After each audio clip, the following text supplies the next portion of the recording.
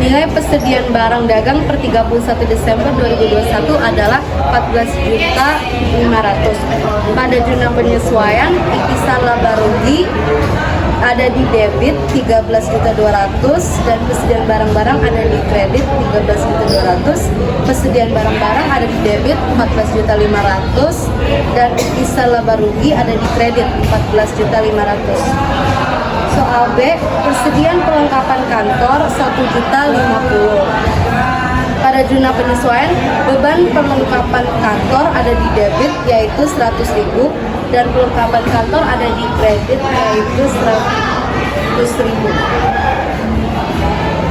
Soal C, persediaan perlengkapan toko 1.060.000.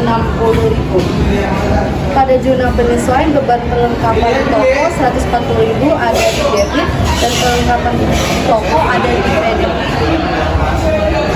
Soal D, penyusutan peralatan kantor tahun 2021 1.300.000.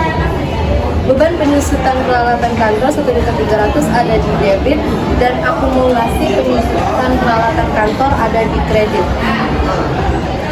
Soal E, penyusutan peralatan toko 10% dari harga perolehan.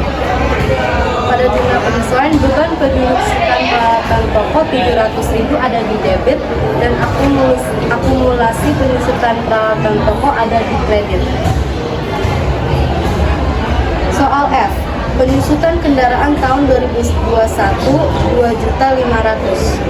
Pada zona penyesuaian, beban penyusutan kendaraan ada di debit dan akumulasi penyusutan kendaraan ada di kredit. Soal G, seorang pegawai bagian penjualan gaji bulan Desember 2021 sebesar 1.060.000 belum dibayarkan. Pada zona penyesuaian, beban gaji penjualan ada di debit dan hutang gaji penjualan ada di kredit.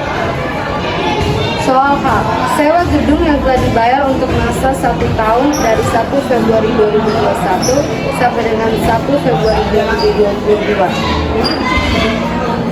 Pada zona penyesuaian, sewa gedung dibayar di muka 200.000 ada di debit dan beban sewa gedung ada di kredit.